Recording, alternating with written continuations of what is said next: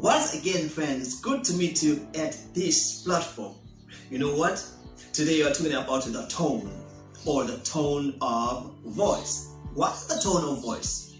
You know, the tone is not just about how low or how high the voice of the speaker or of the character is. Here we are not only talking about the volume, but we are talking about the emotions, the feelings, the attitudes that accompanies the words or the speech of the character. For example, how would it be if I would say, "Hooray! Our national soccer team, the Blue Tigers, have won the FIFA World Cup." How would you interpret that?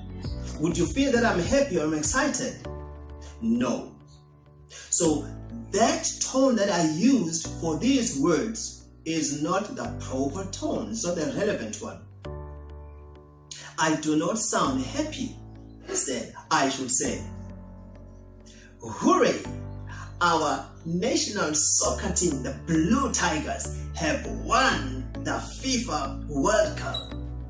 Then you can see that I am so excited, I am jubilant. Now, what is the tone in those words? Now, those words are accompanied by the tone of excitement or jubilation or joy. So that is the tone. Another example would be this one. "I don't like how you talk to me." So if somebody says those words to you, would you really believe that they don't like the way you talk to them? No, you won't believe they really mean what they say. Why? Because of the tone.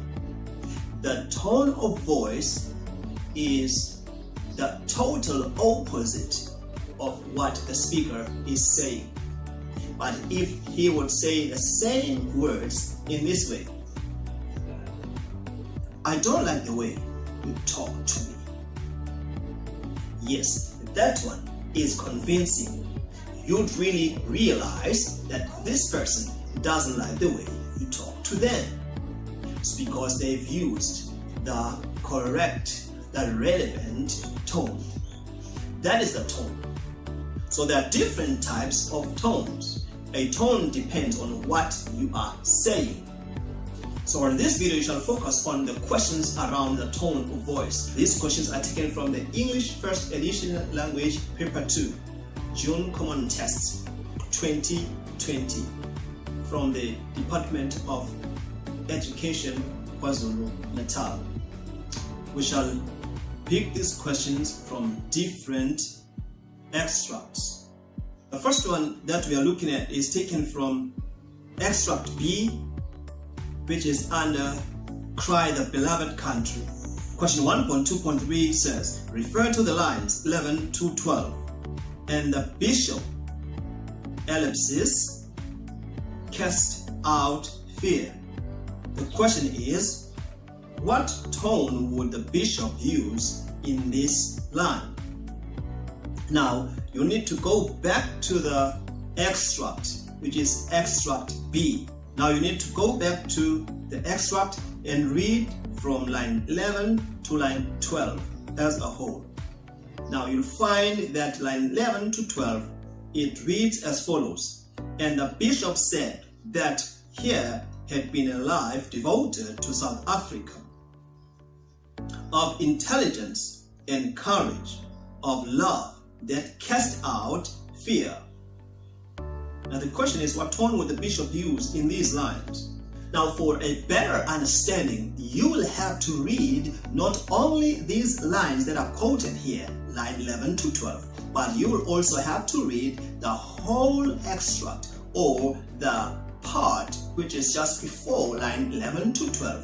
You need to skim, in other words, and have a bigger or broader understanding of the text, so that you understand why and what tone the speaker uses in these lines, line 11 to 12. So you'll understand that here they are referring to the speech of the bishop at the funeral, whereby it is said that, and the bishop said that here had been a life devoted to South Africa, of intelligence and of courage. You'll have to notice something in these words themselves. You can underline some keywords. Here are the keywords or key phrases. And the bishop said that here had been a life, what? Devoted to South Africa. Underline devoted. And then of intelligence and courage. And of love that cast out fear. Notice these words: devoted to South Africa, and intelligence, and courage, and love. So if one uses those kinds of words, do you think they would use those words, they would say those words with anger, or with fear, or with disappointment? Yes, you're right. No, they won't say these words with anger, with fear, or disappointment. Therefore, you need to look at the proper tone. So the answer would be, the bishop's tone would be pleading, or appreciating, or even admiring. So those are some of the answers that you could write. Let's move on to the next question. The next question is, why would the bishop use this tone in this line? So as I've said, it is very important to read the entire text or the part before the lines that are quoted, so that you understand the reason why the speaker says those words with that particular tone. So what could be the answer to question B? Why would the bishop use this tone in this line? Answer could be, he is appealing to all races to embrace love for each other, irrespective of the color. Or you could say he appreciates the fearless, loving, and courageous person that Arthur Jarvis was. Now let's move on to the next question that is based on the tone of voice. This one is taken from Strange Case of Dr. Jekyll and Mr. Hyde. It's question 2.2 from extract D. Question is 2.2.7. Refer to line 15, whereby it is said, I can't pretend, ellipsis, like him. So if you go to the passage or to the extract, you'll find that complete line that it says, I can't pretend that I shall ever like him. The question now is, what tone would the lawyer use in this line? You need to read this line again. Take a closer look again. I can't pretend that I shall ever like him. If somebody says, I can't pretend that I shall ever like you, do you think that person likes you? Do you think that person is happy about you? Do you think that person appreciates you? So how is the tone of voice? How is the tone as he says those words? That is the question. That's the question. So the possible answers could be these ones. The speaker is dismissive. He is contemptuous. In other words, he's full of contempt. Or he is, the tone is disdainful. The next question is question B again. Why would the lawyer use this tone in this line? Notice, friends, that the examiner likes to ask you for the tone. And then after that, you need to account for that tone or explain why the speaker has used that tone. So you've got to be prepared for these questions or these two questions. that might follow each other just like that in the question paper. So the question is, why would the lawyer use this tone in this line again? So the answer could be as follows. The matter is not worth discussing anymore. Alright? Because he says, I can't pretend that I shall ever like him. So this person sounds that he is not willing to be convinced or to be pleaded with to like this man or to accept this man by the name of Mr. Hart, that he is worthy to receive inheritance of Dr. Jekyll. Let's move on to the question that now we find under Macbeth from the same question paper. Again, we have a question under extract F, question 3.2. The question is 3.2.3, refer to line 12. The line that is quoted is line 12.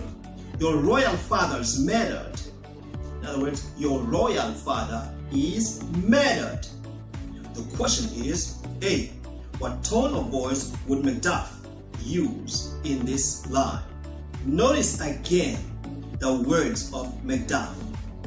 He says, your royal father's murdered.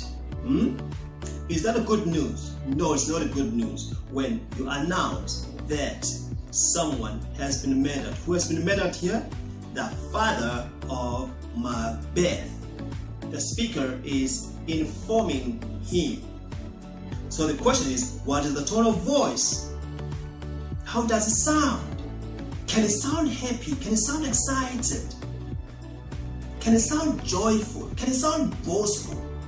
If you announce the death of someone, especially you are announcing the death of someone who is in authority, who is a king, you are announcing that to their son. How would you announce that? So the answer is, the speaker's tone of voice shows that he is dejected or heartbroken or sad or depressed. Let's move on to the last question. Now this question is a follow-up question to question A. It says, why would Macduff use this tone in this line? Notice, friend, that that question is 2 marks. All these other questions that are a follow-up to a tone where you need to account for the tone, all those questions are 2 marks. The one that is based on the tone, the one where you need to identify the tone, is 1 mark.